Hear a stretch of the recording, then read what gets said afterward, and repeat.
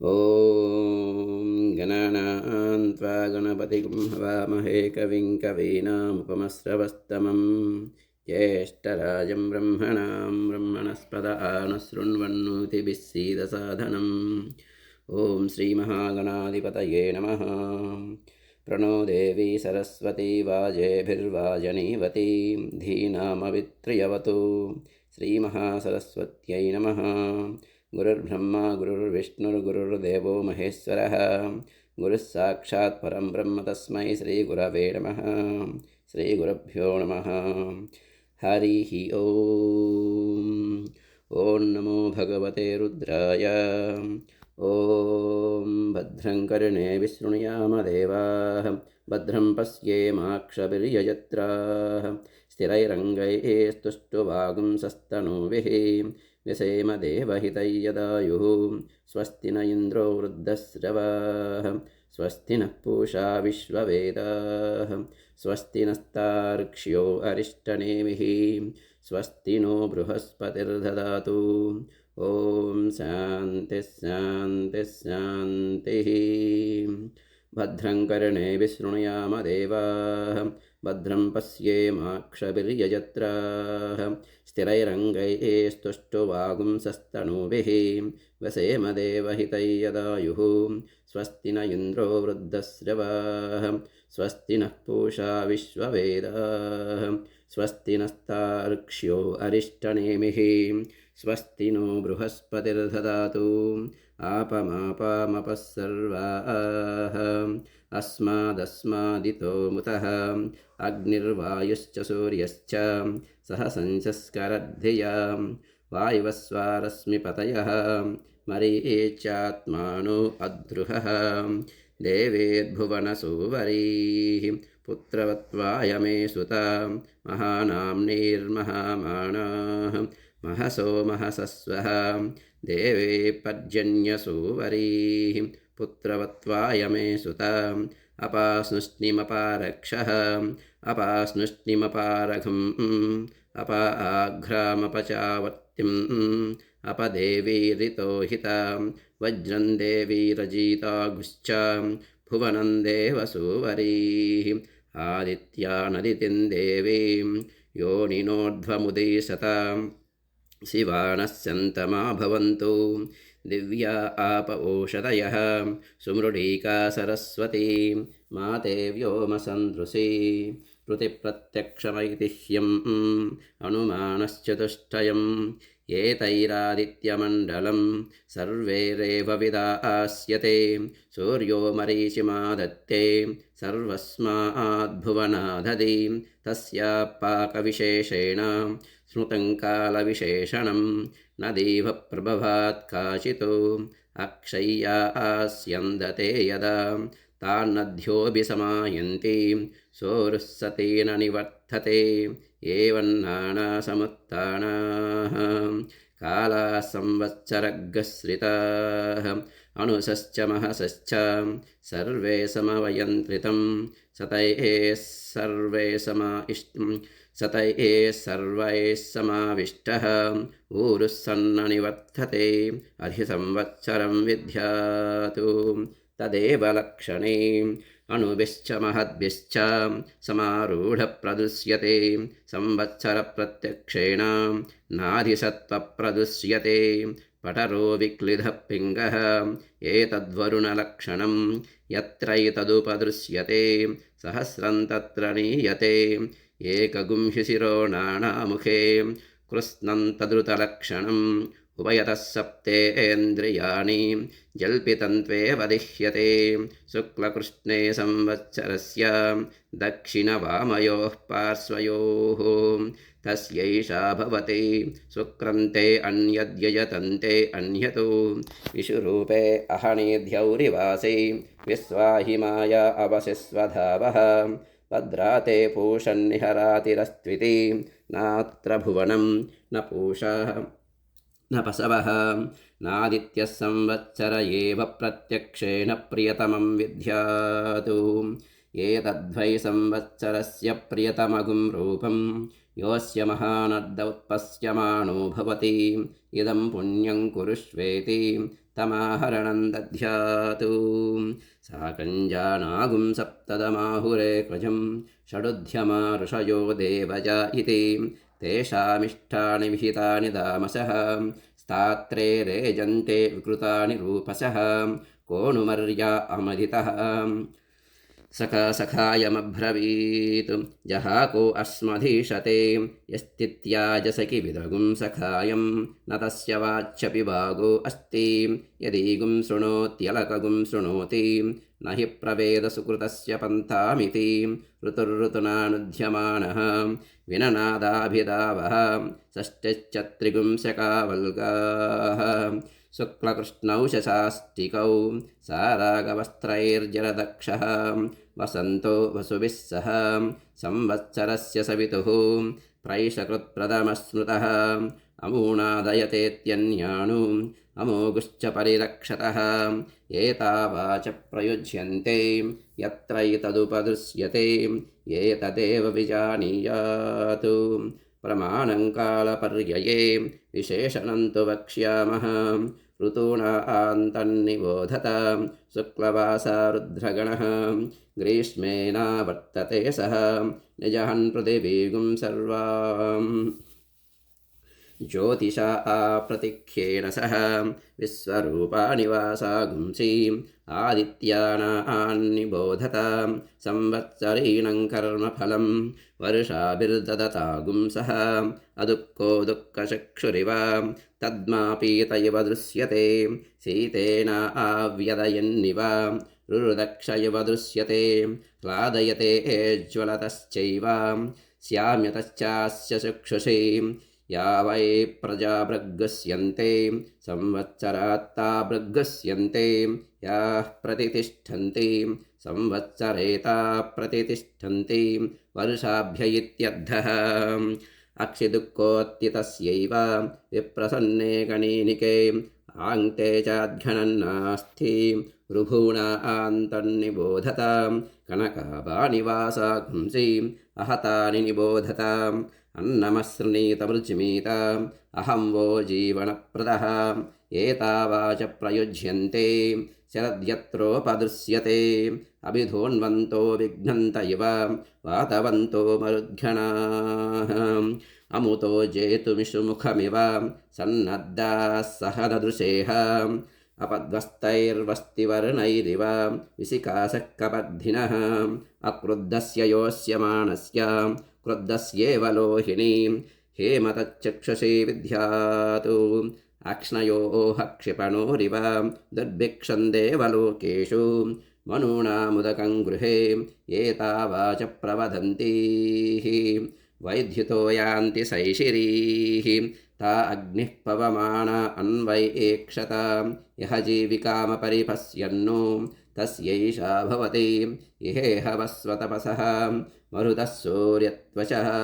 शर्मसप्रदा आवृणे अतिताम्रानिवासागुंसि अस्तिवज्रिशतघ्नि च विश्वे देवा विप्रहरन्ति अग्निजिह्वा असश्चत नैव देवो न मर्त्यः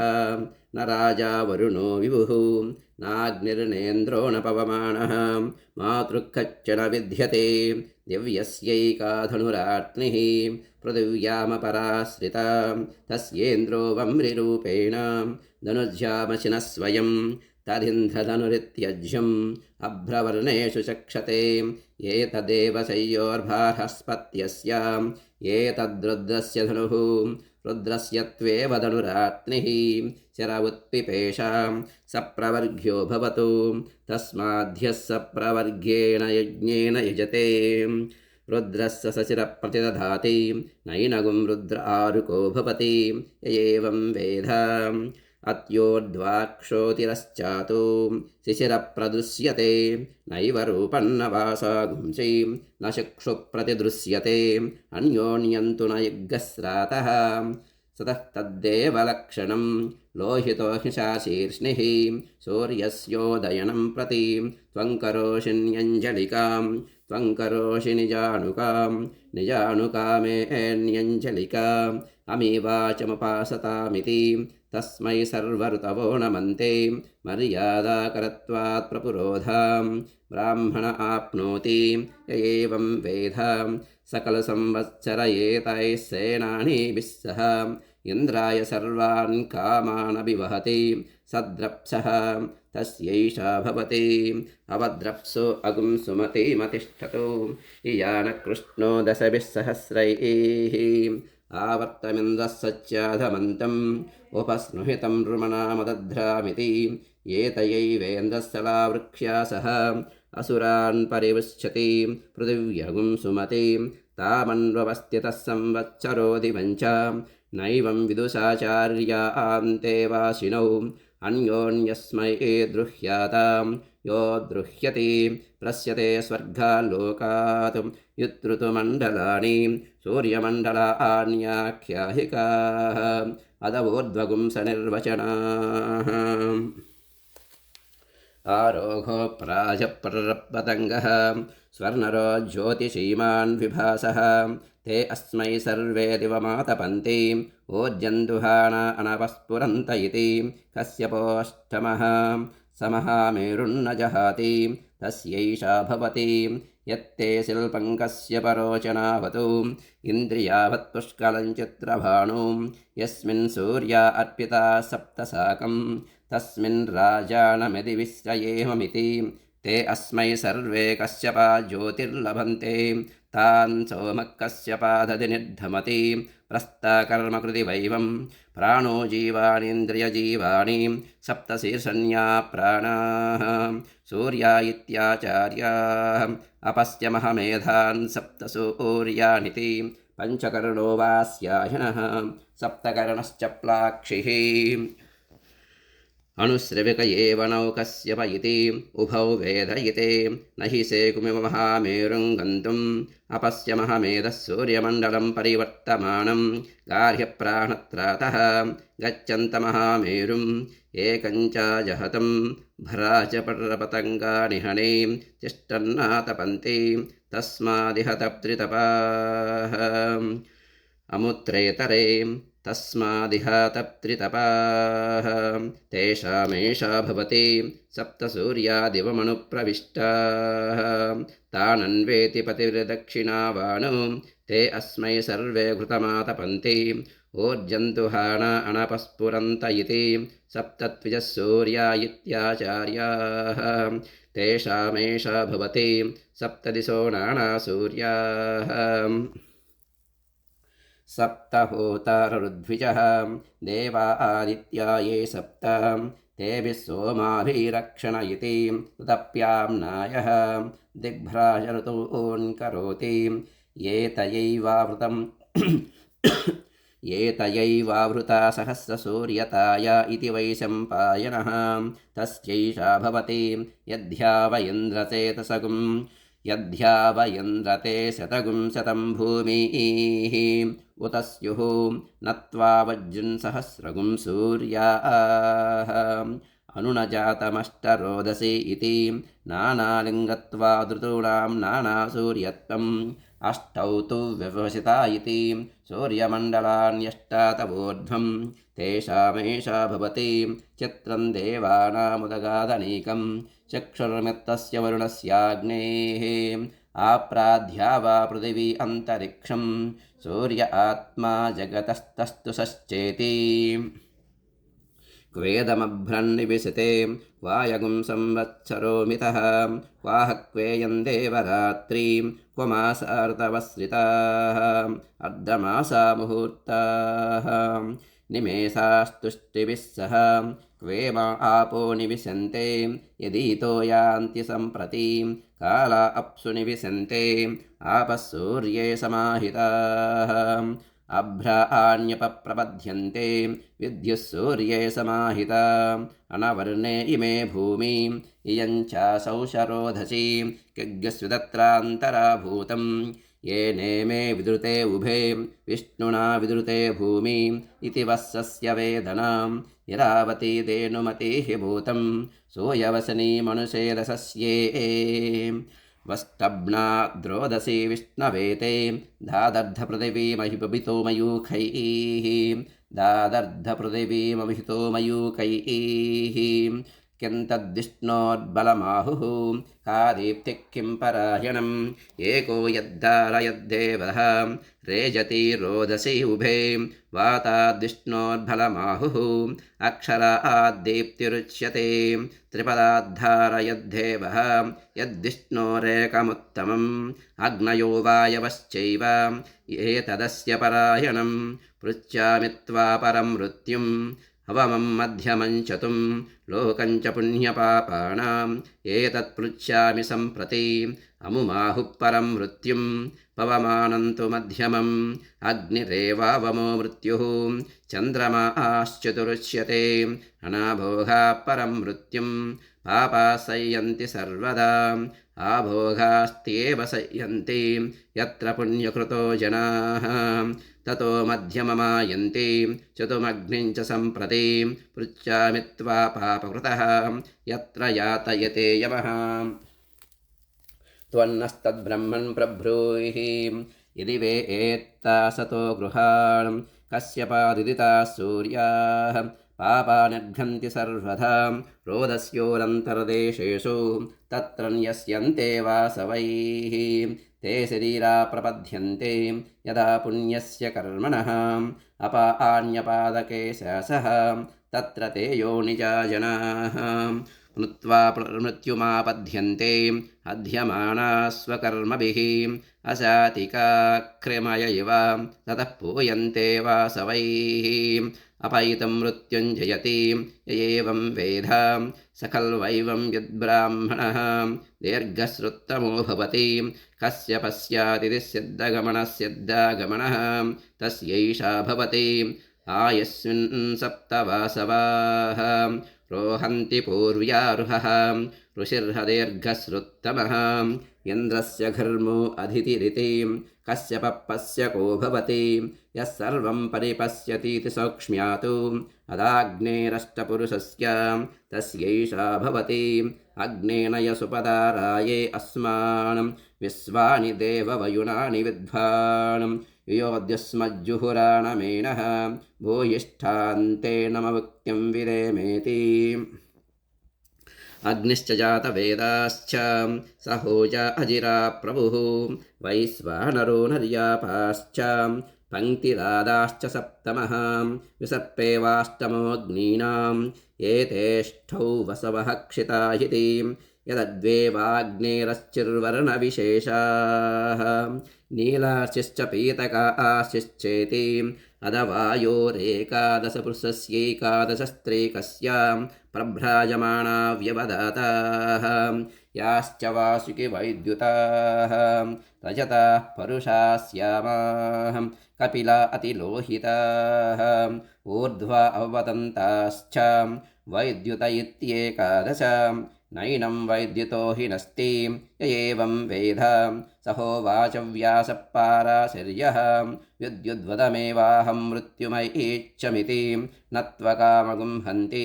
य एवं वेद अदगन्धर्वगणाः स्वानभ्राट् अङ्गारिर्भम्भारिः अस्तस्सु हस्तः कृशानुर्विश्वावसुः मूर्धन्वान् सूर्यवच्चाः कृतरित्येकादश गन्धर्वगणाः देवाश्च महादेवाः रश्मयश्च देवागरगिरः नैनङ्गरो हि नस्ति य एवं वेद गौरीमिमाय सलिलानि तक्षति एकपदी द्विपदी सा चतुष्पदी अष्टापदी नवपदी बभूवुषी सहस्राक्षरा परमे व्योमन्निति वाचो विशेषणम् अधनिगदव्याख्याताः तानुनुक्रमिष्यामः वराहवस्वतपसः विद्युन्महसो धूपयः स्वापयो गृहमेधाश्चेत्येते ये चेमेषिमि विद्विषः पर्जन्याः सप्तपृथिवीमभिवर्षन्ते वृष्टिभिरिति ये तयैव विभक्तिविपरीताः सप्तभिर्वातैरुदीरिताः अमूल्लोकानभिवर्षन्ति तेषामेषा भवति समानमेतदुदकम् उच्चैत्यवचाभिः भूमिं पर्जन्यायन्वन्ते दिवं जन्वन्त्यग्नय इति यदक्षरं भूतकृतं विश्वे देवा उपासते महर्षिमस्य गोप्तारं जमदग्निमकुर्वत जमदग्निराप्यायते छन्दोभिश्चतुरुत्तरैः राज्ञः सोमस्य तुप्तासः ब्रह्मणा वीर्यावता शिवानः प्रदिशो दिशः तच्चैयोरावृणीमहे गातुयज्ञाय गातुयज्ञपतये दैवी स्वस्तिरस्तु नः स्वस्तिर्मानुषेभ्यः ऊर्ध्वञ्जिगातु भेषजं शन्नो अस्तु द्विपदे शञ्चतुष्पदे सोमपा असोमपा इति निगतव्याख्याताः सहस्रहृदयं भूमिः परं व्योम सहस्रवृतो अश्विना बुज्यूणा सत्यां विश्वस्य जगतः सतीं विश्वस्य जगतस्पतिं विश्वस्य जगतस्पतिं जाया भूमिपतिर्व्योमा वितुनन्ता अतुर्यदुः पुत्रो बृहस्पतिरुद्रः शरम इति स्त्रीपुमं शुक्रं वा मन्यध्यजतं वा मन्यतु विषुरूपे अहनीध्यौरिवस्तः विश्वाहि माया अवदस्वदावन्तौ भद्रा वा आं पोषणा विहरातिरस्तु वासा आत्यौ चित्रौ जगतो निदानौ ध्या वा भूमि शरदः सगुंसकायौ तावस्विनारासभा आस्वाहवं मे सुबस्पति आगतगुं सूर्यया सह त्युग्रोहभुज्युमस्विनोदमेघे रयन्न कश्चिन्ममृवाम् अवाहाः तमोहतुर्नौभिरात्मन्वतीभिः अन्तरिक्षपृथ्विरबोधकाभिः तिस्रः क्षपस्थिरः तिव्रजद्भिः नासत्या भुज्युमुहतु पतङ्गैः समुद्रस्य तन्वन्नार्ध्रस्य पारे त्रिभिरतैः शतपद्भिश्षडस्वैः सवितारं वितन्वन्तम् अनुबध्नाति शाम्भरः आपपौरुषम्बरश्चैव सवितारे पशो भवतु जगुं सुतप्तं विदित्वैव बहुसोमगिरं वशीम् अन्वेदितुग्रो वक्रियान्तम् आयसोमान् सोमतृप्सुषु ससङ्ग्रामस्तमोऽध्योत्योतः वाचोघाप्पिपाति ततो तदद्गोभिस्तवात्येत्यन्ये रक्षसारन्विताश्च ये अन्वेति परिवृत्यास्तः एवमेतौ स्थो अश्विनां ते एतेऽध्युपृथिव्योः अहरहर्गर्भं ददाधे तयोरेतौ वस्सावहोरात्रे पृथिव्या अहः दिवो रात्रिः ता अविसृष्टौ दम्पती एव भवतः तयोरेतौ वत्सौ अग्निश्चादित्यश्च रात्रेर्वस्सः श्वेत आदित्यः अन्योऽग्निः ताम्रो अरुणः ता अविसृष्टौ दम्पती एव भवतः तयोरेतौ वत्सौ वृत्रश्च वैद्युतश्च अग्नेर्वृत्रः वैद्युत आदित्यस्य ता अविसृष्टौ दम्पती एव भवतः तयोरेतौ वत्सौ उष्मा च नीहारश्च वृत्तस्योष्मा वैद्युतस्य नीहारः तौ तावेव प्रतिपद्येते शेयगुं रात्रि गर्भिणी पुत्रेण संवसति तस्या वा एतदुल्भणं यद्रात्रौ रश्मयः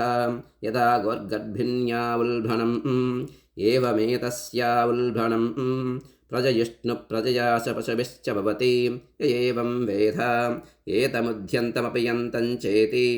आदित्यपुण्यस्य वत्सः अदपवित्राङ्गिरसः पवित्रवन्तः परिवाजमासते पितैषां प्रत्नु अभिरक्षति व्रतं महःसमुद्रं वरुणस्तिरो ददे धीरायुच्छे कुरुद्धनुरेश्वारवम् पवित्रं ते विततं ब्रह्मणस्पते प्रभुर्गात्राणि पर्येषि विश्वतः अतप्ततनोर्नतदामो अश्नुते श्रुता स यद्वहन्तस्तः समासत ब्रह्मादेवानाम् असतस्तद्येतचक्षुः असतः सद्येतचक्षुः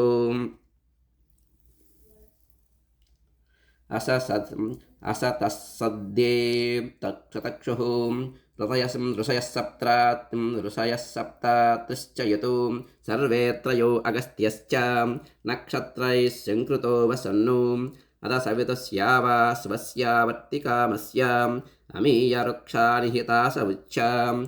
नक्तं ददृशे गृहचिद्दिवेयुः अतब्दानि वरुणस्य व्रतानि विशिखाश्चन्द्रमा नक्षत्रमेति तस्सवितुर्वरेण्यं भर्गो देवस्य धीमहि धियो यो न प्रचोदयात् तस्सवितुर्वृणीमहे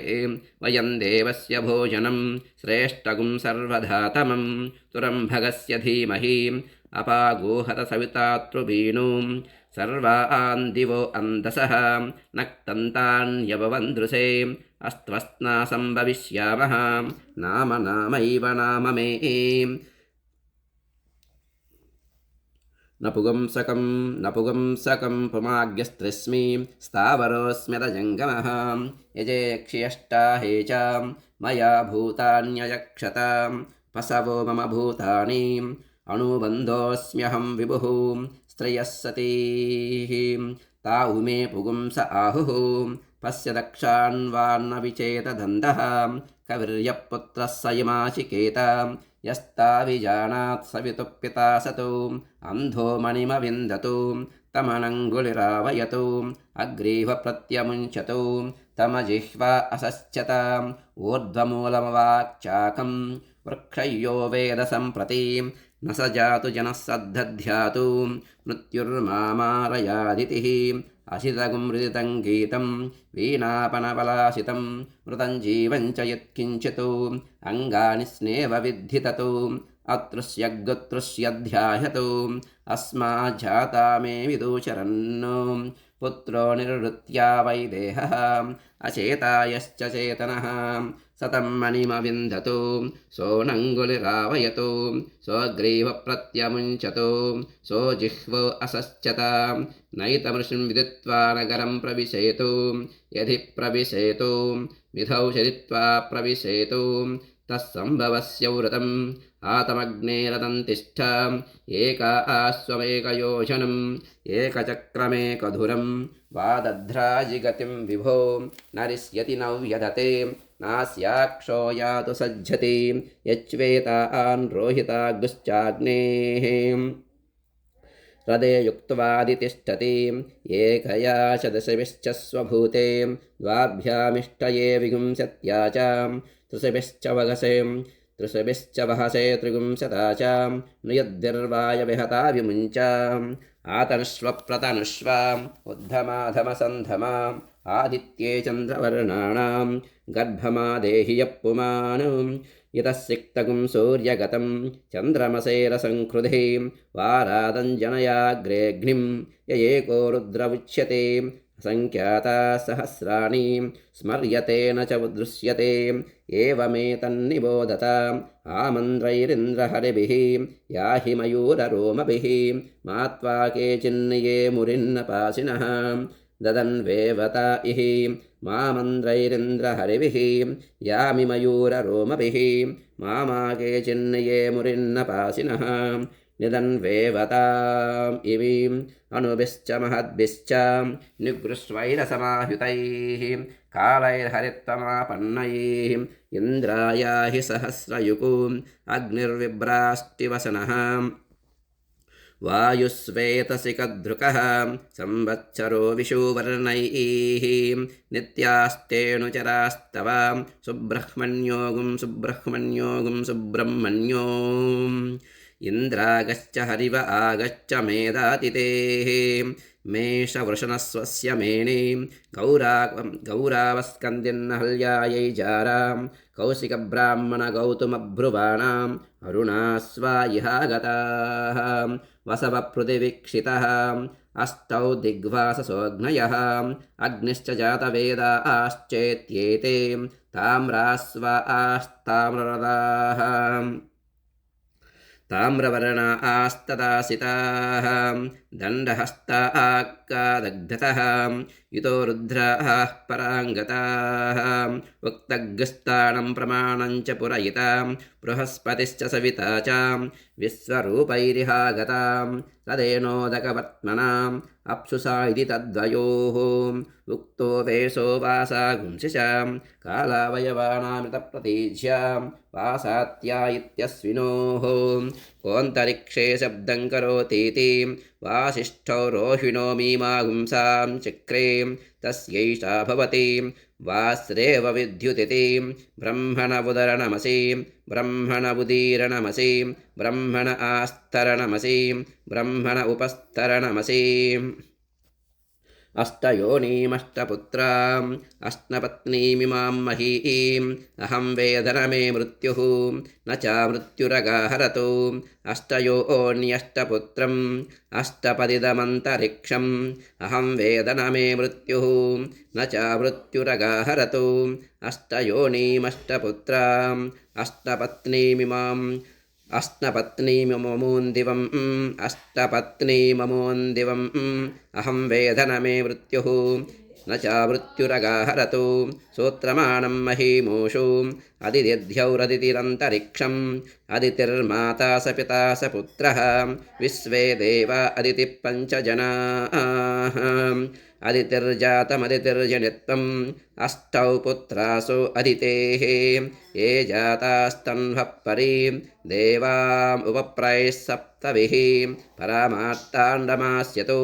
सप्तभिः पुत्रैरदितिः उपप्रैत्योर्व्यम्बुगम् प्रजायै मृत्यवे ततो परामार्ताण्डमाभरदिति ताननुक्रमिष्यामः नित्यश्च वरुणश्च धाता च आर्यमा च अगुंसश्च भगश्च यन्द्रश्च विवस्वागुश्चेत्येते हिरण्यगर्भो हगुंसः सुशिषधो ब्रह्मजिज्ञानं तधित्पदमिति गर्भप्राजापत्यः अदपुरुषः सप्तपुरुषः योऽसौ तपन्नुदेति स सर्वेषां भूतानां प्राणानादायोदेति मामे प्रजायामापसूनाम् मम प्राणानादायोदगाः असौ योऽस्तमेति स सर्वेषां भूतानां प्राणानादायास्तमेति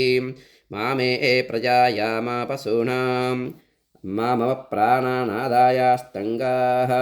असौ य आपूर्यते सर्वेषां भूतानां प्राणैरापूर्यते मामे प्रजायामापसूनाम् मम प्राणैरापूरिष्टाः असौ योपक्षीयते स सर्वेषां भूतानां प्राणैरपक्षीयते मामे प्रजायामापसूनाम्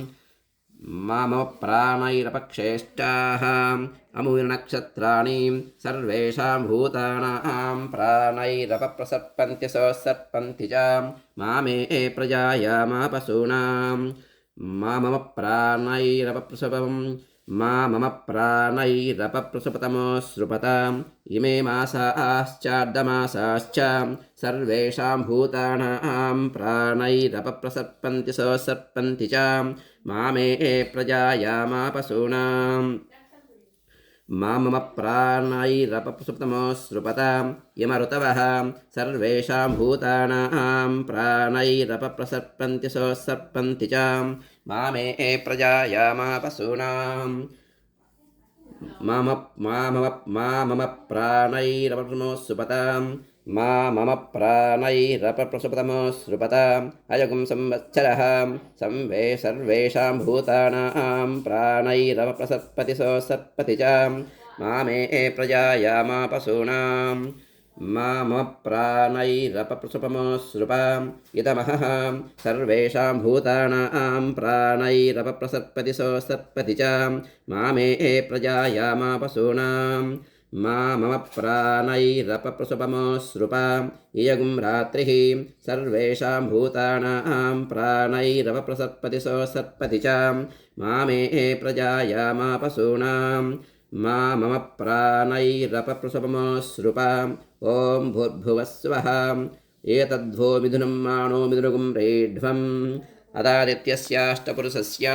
वसूनामादित्यानागुस्थाने स्वदेशा भाणीं रुद्राणामादित्यानागुस्थाने स्वदेशा भाणीं आदित्यानामादित्यानागुस्थाने स्वदेशा भाणीं सतागुं सत्यानाम् आदित्यानागुस्थाने स्वदेशा भाणीम् अभिधोन्वतामभिघ्नताम् वातवतां मरुताम् आदित्यानागुस्थाने स्वदेशा भाणीं ऋभूणामादित्यानागुस्थाने स्वदेशा भाणीं विश्वेशा आन् देवानाम् आदित्यानागुस्थाने स्वदेशा भाणीं संवत्सरस्य सवितुः आदित्यस्य स्थाने स्वदेशा भाणीं ॐ भूर्भुवस्वः रश्मयो वो मिथुनं मानो मिथुनगुं रेढ्वम् आरोगस्य स्थाने स्वदेशा भाणीं भ्राजस्य स्थाने स्वदेशा भाणीं पटरस्य स्थाने स्वदेशा भाणीं पतङ्गस्य स्थाने स्वदेशा भाणीं स्वर्णरस्य स्थाने स्वदेशा भाणीं ज्योतिषीमतस्य स्थाने स्वदेशा भाणीं विभासस्य स्थाने स्वदेशा भाणीं कश्यपस्य स्थाने स्वदेशा भाणीं ॐ भूर्भुवस्वः आपो वो मिथुनं मानो मिथुनगुं रेढ्वम् अदवायोरेकादशपुरुषस्यैकादशस्त्रीकस्यां प्रभ्राजमानानागुं रुद्राणागुस्थाने स्वदेशा भाणीं विपदातानागुं रुद्राणागुस्थाने स्वदेशा भाणीं वासुकि वैद्युतानागुं रुद्राणागुस्थाने स्वदेशा भाणीं रजतानागुं रुद्राणागुस्थाने स्वदेशा भाणीं परुषाणागुं रुद्राणागुस्थाने स्वदेशा भाणीं श्यामानागुं रुद्राणागुस्थाने स्वदेशा भाणीं कपिलानागुं रुद्राणागुस्थाने स्वदेशा भाणीं अतिलोहितानागुं रुद्राणागुस्थाने स्वदेशा भाणीं ऊर्ध्वानागुं रुद्राणागुस्थाने स्वदेशा भाणीं औपतन्तानागुं रुद्राणागुस्थाने स्वदेशा भाणीं वैद्युतानागुं रुद्राणागुस्थाने स्वदेशा भाणीं प्रभ्राजमानीनागुं रुद्राणीनागुस्थाने स्वदेशा भाणीं विपदातीनागुं रुद्राणीनागुस्थाने स्वदेशा भाणीं वासुकि वैद्युतीनागुं रुद्राणीनागुस्थाने स्वदेशा भाणीं रजतानागुं रुद्राणीनागुस्थाने स्वदेशा भाणीं परुषानागुं रुद्राणीनागुस्थाने स्वदेशा भाणीं श्यामानागुं रुद्राणीनागुस्थाने स्वदेशा भाणीं कपिलानागुं रुद्राणीनागुस्थाने स्वदेशा भाणीं अतिलोहितीनागुं रुद्राणीनागुस्थाने स्वदेशा भाणीं ऊर्ध्वानागुं रुद्राणीनागुस्थाने स्वदेशा भाणीं औपतन्तीनागुं रुद्राणीनागुस्थाने स्वदेशा भाणीं वैद्युतीनागुं रुद्राणीनागुस्थाने स्वदेशा भाणीं ॐ भूर्भुवस्वः रूपाणि वो मिथुनं मानो मिथुनगुं रेढ्वम् अदाग्नेरष्टपुरुषस्य अग्ने पूर्वदिश्यस्य स्थाने स्वदेशा भाणीं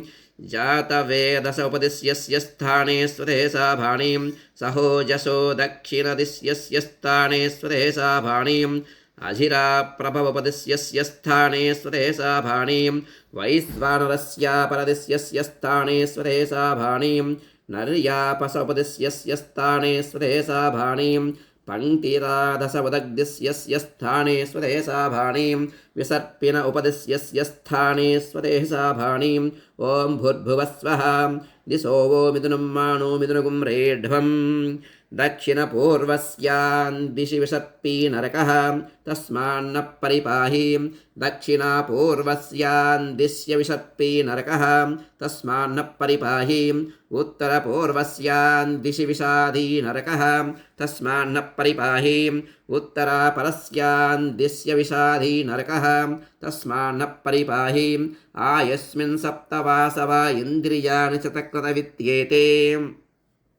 इन्द्रगोष्ठावो वसुभिप्युरस्तादुपददतां मनोजवसो वप्युत्तरदक्षिणोपददतां प्रचेतावो रुद्रैः पश्चादुपददतां विश्वकर्मा व आदित्यैरुत्तरत उपददतां त्वष्टावो रूपैरुपरिष्टादुपददतां संज्ञानं वः पश्चादिति आदित्यः सर्वोऽग्निपृथिव्यां वायुरन्तरिक्षे सूर्यो दिवि चन्द्रमा दिक्षु नक्षत्राणि स्वलोके एवाह्यग्ने एवाहि वायो एवाहि इन्द्र एवाहि पूषन् एवाहि देवाः आपमापामपः सर्वाः अस्मादस्मादितो मुतः अग्निर्वायुश्च सूर्यश्च सह सञ्चस्करद्धियां वायुवस्वारश्मिपतयः मरीच्यात्मानो अद्रुहः देवेर्भुवनसुवरीः पुत्रवत्वायमे सुतां महानाम्नीर्महामाणाः महसो महसस्वः देवे पर्जन्यसुवरीः पुत्रवत्वायमे सुताम् अपास्नुष्णिमपारक्षः अपास्नुष्णिमपारघम् अपा आघ्रामपचावत्यम् अपदेवीरितोहितां वज्रं देवीरजीतागुश्चां भुवनं देवसुवरीः आदित्यानदितिं देवीं योनिनोर्ध्वमुदीशतां भद्रं कर्णे विशृणुयाम देवाः भद्रं पश्येमाक्षभिर्यजत्राः स्थिरैरङ्गैस्तुष्टुवागुंसस्तनूभिः वसेम देवहितैयदायुः स्वस्ति न इन्द्रो वृद्धश्रवाः स्वस्ति नः पूषा विश्ववेदाः स्वस्ति नस्तार्क्ष्यो अरिष्टनेमिः स्वस्ति नो बृहस्पतिर्दधातु केतवो अरुणासश्च ऋषयो वातरशनाः प्रतिष्ठागुं शतदाहि समाहितासो सहस्रधायसं शिवानस्यन्तमा भवन्तु दिव्या आपवोषधयः सुमृडीका सरस्वती माते व्योमसन्दृशीम् योपां पुष्पं वेधां पुष्पवान् प्रजावान् पशुमान् भवति चन्द्रमा वा अपां पुष्पं पुष्पवान् प्रजावान् पशुमान् भवति य एवं वेदां योपामायतनं वेदाम् आयतनवान् भवति अग्निर्वा अपामायतनम् आयतनवान् भवति यो अग्निरायतनं वेदाम् आयतनवान् भवति आपो वा अग्निरायतनम् आयतनवान् भवति य एवं वेदां योपामायतनं वेदाम् आयतनवान् भवति वायुर्वा अपामायतनम् आयतनवान् भवति यो वायोरायतनं वेदाम् आयतनवान् भवति आपो वै वायोरायतनम् आयतनवान् भवति एवं वेदां योपामायतनं वेदाम् आयतनवान् भवति असौ वै तपन्नपामायतनम् आयतनवान् भवति यो मुष्यतपत आयतनं वेदाम् आयतनवान् भवति आपो वा अमुष्यतपत आयतनम् आयतनवान् भवति एवं वेदां योपामायतनं वेदाम् आयतनवान् भवति चन्द्रमा वा अपामायतनम् आयतनवान् भवति यश्चन्द्रमस आयतनं वेदाम् आयतनवान् भवति आपो वै चन्द्रमस आयतनम् आयतनवान् भवति एवं वेदां योपामायतनं वेदाम् आयतनवान् भवति नक्षत्राणि वा अपामायतनम् आयतनवान् भवति यो नक्षत्राणामायतनं वेदाम् आयतनवान् भवति आपो वै नक्षत्राणामायतनम् आयतनवान् भवति एवं वेदां योपामायतनं वेदाम् आयतनवान् भवति पर्जन्यो वा अपामायतनम् आयतनवान् भवति यः पर्जन्यस्यायतनं वेदाम् आयतनवान् भवति आपो वै पर्जन्यस्यायतनम् आयतनवान् भवति एवं वेदां योपामायतनं वेदाम् आयतनवान् भवति संवत्सरो वा अपामायतनम् आयतनवान् भवति यः संवत्सरस्यायतनं वेदाम् आयतनवान् भवति आपो वै संवत्सरस्यायतनम् आयतनवान् भवति एवं वेदां योऽप्सुनावं प्रतिष्ठितां वेदां प्रत्येव तिष्ठति इमे वै लोका अप्सु प्रतिष्ठिताः तदेशाभ्यनोक्ताम् अपागुं रसमुदयगुं सन्नं सूर्ये शुक्रगुं समावृतम् अपागुं रसस्य यो रसः तं वो गृह्णाम्युत्तममिति इमे वै लोका अपागुं रसः ते मुस्मिन्नादित्ये समाभृताः जानुदग्निमुत्तरवेधीं खात्वा अपां पूरयित्वा गुल्पदग्नं पुष्करपर्णैः पुष्करदण्डैः पुष्करैश्च सग्गस्तीर्यां तस्मिन् विहायसे अग्निं प्रणीयोपसमाधाय ब्रह्मवादिनो वदन्ति कस्मात् प्रणीतेयमग्निश्चीयते सा प्रणीतेयमप्सुह्ययञ्चीयते असौ भुवनेऽप्यनाहिताग्निरेताः तमभितयेता अभीष्टका उपदधाति अग्निहोत्रे दर्शपूर्णमासयोः पशुबन्धे चातुर्मास्येषु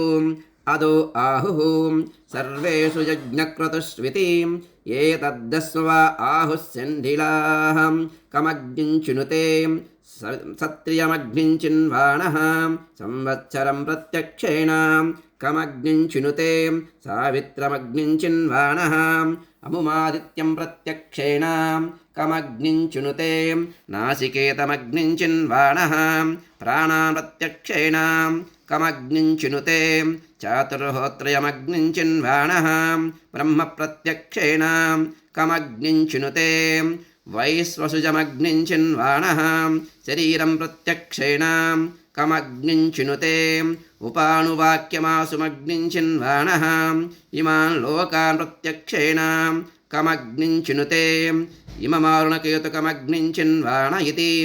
ये वासौ यतश्चामतश्चावितिपाति तमिति यो अग्नेर्मिथूया वेधां मिथुनवान् भवति आपो वा अग्नेर्मिथूयाः मिथुनवान् भवति एवं वेधा आपो वा इदमासंसलिलमेवां स प्रजापतिरेकपुष्करपर्णे समभवतु तस्यान्तर्मनसि कामः समवर्तताम् इदगुं सृजेयमिति तस्माद्यत्पुरुषो मनसाभिगच्छति तद्वाचा वदति तत्कर्मणा करोति तदेषाभ्यनुक्तां कामस्तदग्रे समवर्तताधि मनसो रेतप्रदमय्यदासीत् सतो बन्धुमसति निरविन्दन्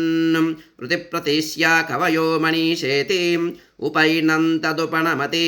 यत्कामो भवति य एवं वेधां सतपोतप्यतां सतपस्तप्त्वा शरीरमधूनुतां तस्यन्मागुं समासीतु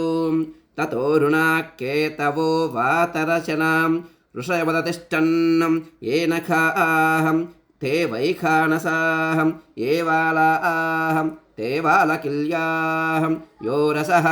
सोपाम् अन्तरतः कूर्मं भूतगुं सर्पन्तं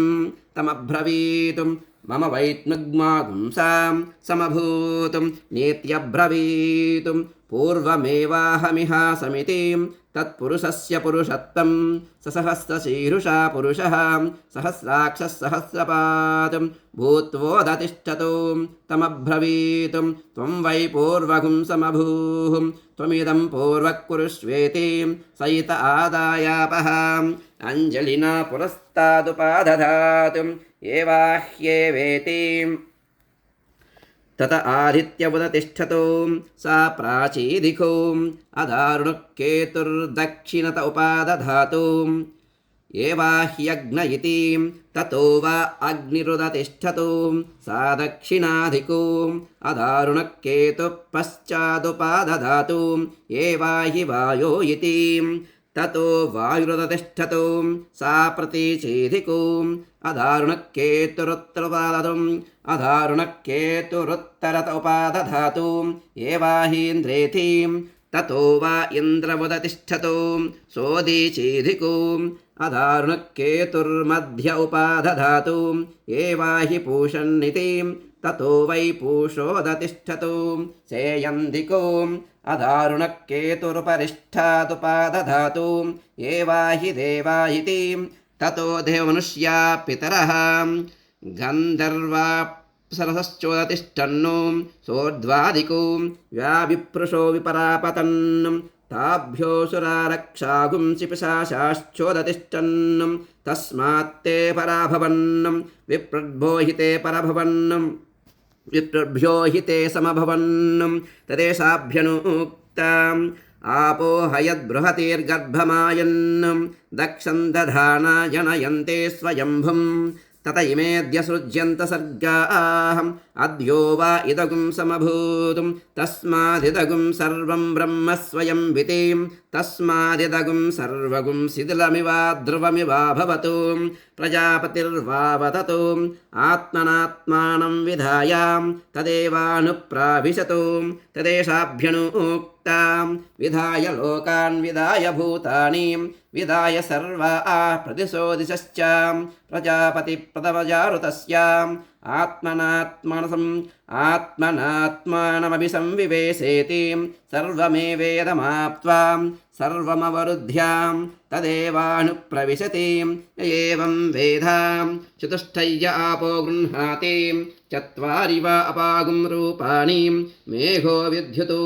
स्तनयुत्नुर्वृष्टिः तान् वेवावरुन्धे आतपतिवर्ष्या गृह्णाति ताः पुरस्तादुपदधाति एतावै ब्रह्मवक्षस्य आपः मुकत एव ब्रह्मवक्षसमवरुन्धे तस्मान्मुकतो ब्रह्मवक्षसितरः कोऽप्या गृह्णाति ता दक्षिणत उपदधाति एतावै तेजस्विनीरापः तेज एवास्य दक्षिणतो दधाति तस्माद्दक्षिणोदस्तेजस्वितरः स्थावरा गृह्णाति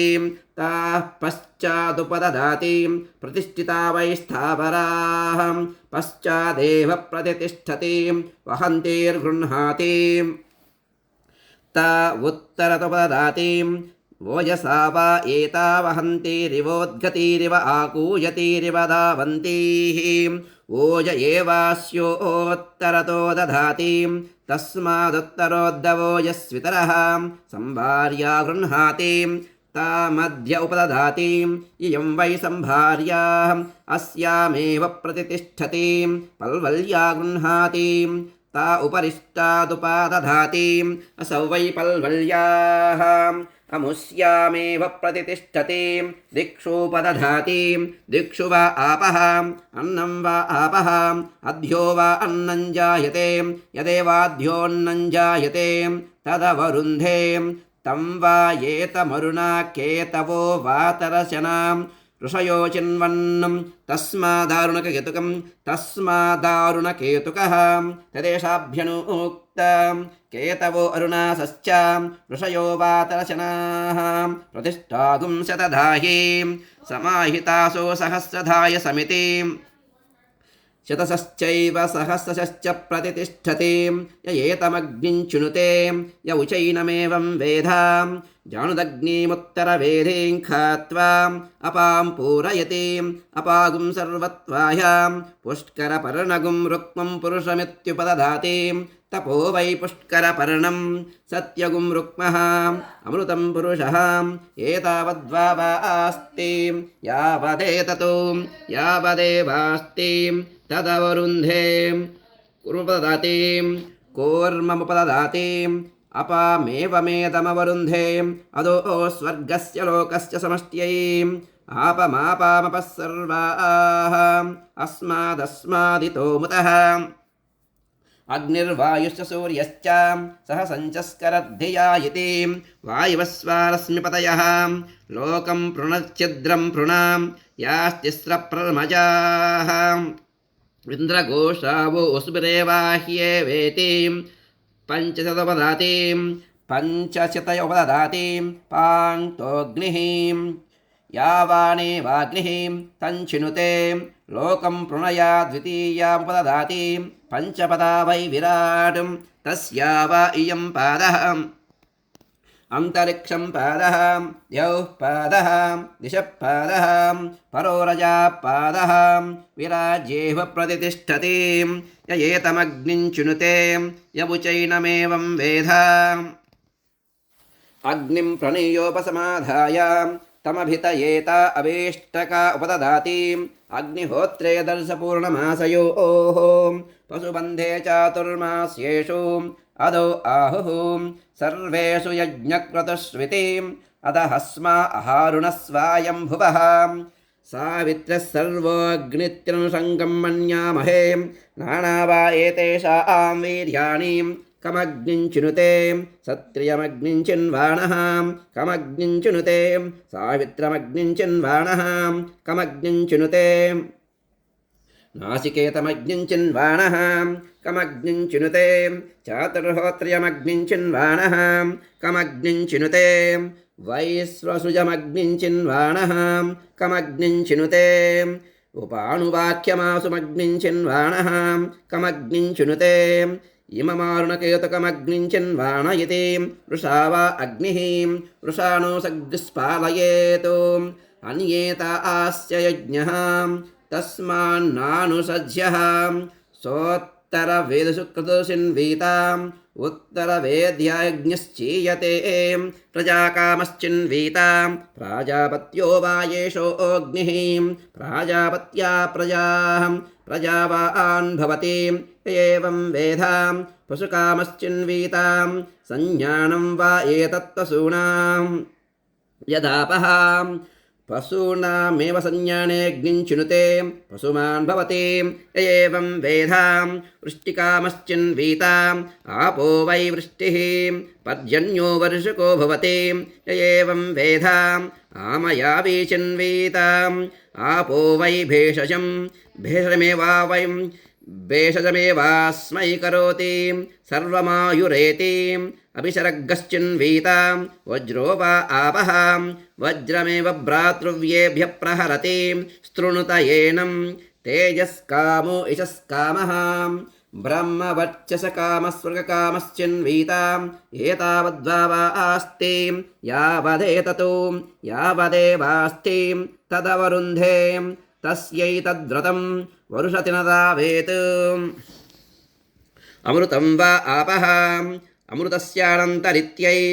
నాప్సుమోత్రపురీషం కుర్యాత్ న నిష్ఠీవేత్ న వివసన స్నాయాత్ గుహ్యో వా ఏషో అగ్నిః ఏతస్యాగ్నిరనతిదాహాయ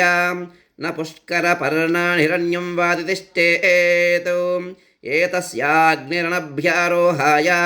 న కూర్మస్యాస్నీయాత్ నోదకస్యాఘాతుకాన్యేన మోదకాని భవంతి అఘాతుకా ఆపః యయేతమగ్నించునుతే యవుచైనమేవం వేద అమానుకం భువనాశైషధేమాం ఇంద్రశ్చ విశ్వేషదేవాం ఇంద్రశ్చ విశ్వేషదేవాం యజ్ఞంచ నస్త్వన్వంచ ప్రజాంచ ఆదిత్యైరిందః సహ శేషధాతు ఆదిత్యైరిందః సగణో మరుద్భిః అస్మాకం భూత్వవితా తనూనాం ఆప్లవస్వ ప్రప్లవస్వ ఆండే భవజమాముః సుఖాదేందుఃఖనిధనాం ప్రతిమించస్వ స్వాం పురం మరీషయస్వాయంభువాః ఏ శరీరాణ్యకల్పయన్నో తే దేహం కల్పయంతు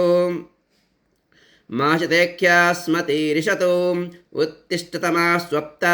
అగ్నిమిచ్చధ్వం భారతాః రాజ్ఞः సోమస్య తుప్తాసః సూర్యేణ సయుజోషసః యువాసువాసాః అష్టాచక్రాణవద్వారాం దేవానాం పూరయోధ్యాం తస్యాగుం హిరణ్మయకోశః స్వర్గో లోకో జ్యోతిషావృతః యో వైతాం బ్రహ్మణో వేదాం అమృతేనావృతాం పురీం తస్మై బ్రహ్మ చ బ్రహ్మా చ ఆయుః కీర్తిం ప్రజాం దదుః విభ్రాజమానాగుం హరిణీం యశసా సంపరివృతాం పురగం హిరణ్మయీ బ్రహ్మాం వివేశ పరాజితాం పరాంగేత్యజ్యామయీం పరాంగేత్యనాశకీం ఇహ చాముత్తచాన్వేతీం విద్వాన్ దేవాసురాణువయాను యత్కుమారీమంద్రయతే యద్యోషద్యత్ప్రతివ్రతాం అరిష్టయత్కించ క్రియతే అగ్నిస్తదనువేధతే అశ్రుతాసశ్రుతాసశ్చ యజ్వానో యేప్యయజ్వనః స్వర్యంతో నాపేక్షంతే ఇంద్రమగ్నిం చ యే విదుః సికత యవసయ్యంతి రశ్మిభిः సముదీరితాః అస్మాల్లోకాదముష్మాశ్చ ఋషిభిరధాత్ పృష్ణిభిः అపేతవీతవిసర్పతాతః ఏతస్తపురాణాయే చ నూతనాః అహోభిరద్భిరక్తుభిర్వ్యక్తం యమో దదాత్తవసానమస్మై నృమణంత నృపాత్వర్యః अकृष्टाये च कृष्टजाः कुमारीषु कनीनीषु जारिणीषु शेहिताः रेतपीता आण्डपीताः अंगारेषु शेहुताः उभयान् पुत्रपौत्रकान् युवेहं यमराजगान् शतमिन्नु शरदः अदो यद्ब्रह्म विलभं पितॄणाञ्च यमस्य च वरुणस्याश्विनोरग्नेः मरुताञ्च विहायसां कामप्रयवनं मे अस्तु सह्येवास्मि सनातनः इति नाको ब्रह्मिश्रवो रायोधनं पुत्रानापो देवीरिहायितां विशीर्ष्णीं गुद्रशीर्ष्णीं च अपेतो नृतगुं हतः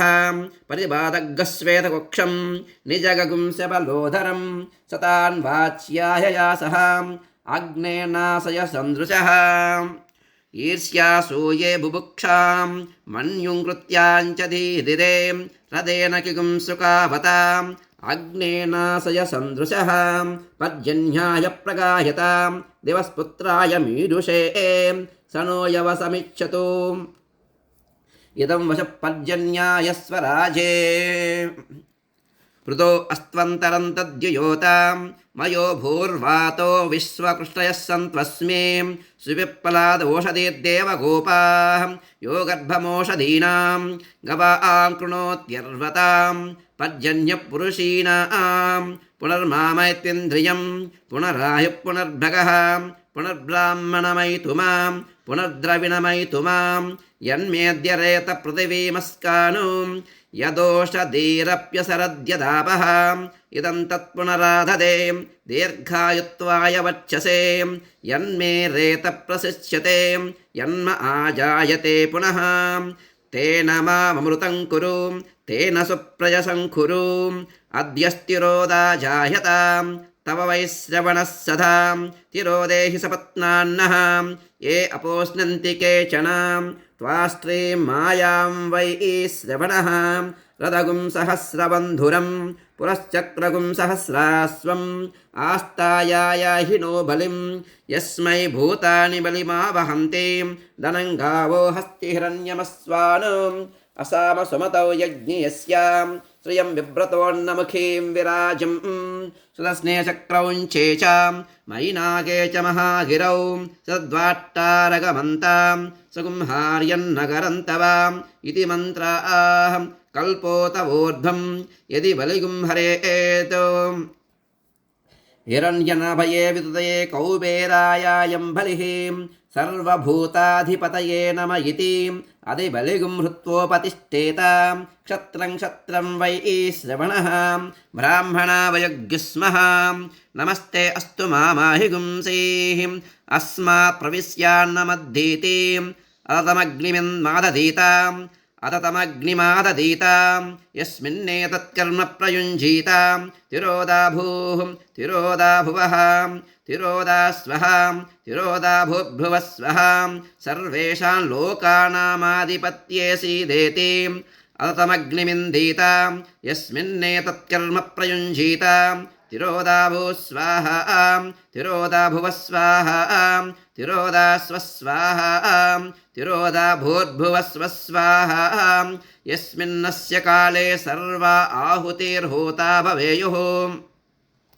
अभिब्राह्मणमुखीनाः तस्मिन्नः काले प्रयुञ्जीतां परस्सुप्तजनाद्वेपि मा स्म प्रमाद्यन्तमाध्यापयेतु सर्वार्थाः सिद्ध्यन्ते एवं वेदां क्षुद्यन्यतमजानतां सर्वार्थान् सिद्ध्यन्ते यस्ते विघातुको भ्राता ममान्तर्हृदये स्थितः तस्मायुमग्रपिण्डं जुहोमि समेर्धान्मा विबधीतुं मयि स्वाहा राजाधिराजाय प्रसह्य साहिनीं नमो वयं वै श्रवणाय कुर्महे समे कामान् कामकामाय मह्यं कामेश्वरो वै श्रवणो ददातु कुबेराय वैश्रवणाय महाराजाय नमः केतवो अरुणासश्च ऋषयो वातरशनाः प्रतिष्ठागुं शतधाहि समाहितासो सहस्रधायसं शिवानस्यन्तमा भवन्तु दिव्या आपवोषधयः सुमृडीका सरस्वती माते व्योमसन्दृशे संवत्सरमेतद्व्रतञ्चरेतु धौवामासौ नियमः समासेन तस्मिन्नियमविशेषाः त्रिसवणमदकोपस्पर्शे चतुर्दकालपानमक्षस्यात् अहरहर्वा वैक्षमस्नीयात् औदुम्बरेभिः समिद्भिरग्निं परिचरेतु पुनर्मामयत्विन्द्रियमित्येतेनानुवाकेन उद्धृतपरिपूताभिर्दिक्कार्यं कुर्वीताम् असञ्चयवान् अग्नये वायवे सूर्याय ब्रह्मणे प्रजापतये चन्द्रमसे नक्षत्रेभ्यः ऋतुभ्यः संवत्सराय वरुणायारुणायेति व्रतहोमाः प्रवर्ग्यवदादेशः अरुणाकाण्डऋषयः अरण्ये धीरन् भद्रं करिणेभिर्धित्वे जपित्वा महानाम्नि बिरुदकगं सग्स्पर्श्यां तमाचार्यो दध्यातुं शिवानस्यन्तमेत्योषधीरा लभते सुमृडीकेति भूमिम् एवमपवर्गे धेनुर्दक्षिणां कगुं संवासक्षक्षौमम् अन्यद्वा शुक्लं यदा शक्तिवाम् एवग्गस्वाध्यायधर्मेण अरण्येधीतं तपस्वी पुण्यो भवति तपस्वी पुण्यो भवति तपस्वी पुण्यो भवति तपस्वी पुण्यो भवति तपस्वी पुण्यो भवति तपस्वी पुण्यो भवति भद्रं कर्णे विशृणुयाम देवाः भद्रं पश्येमाक्षभिर्यजत्राः स्थिरैरङ्गैस्तुष्टुवागुंसस्तनूभिः वसेम देवहितैयदायुः स्वस्ति न इन्द्रो वृद्धस्रवाः स्वस्ति नः पूषा विश्ववेदाः स्वस्ति नस्तार्क्ष्यो अरिष्टनेमिः स्वस्ति नो बृहस्पतिर्दधातु ॐ शान्तिः शान्तिः शान्तिः।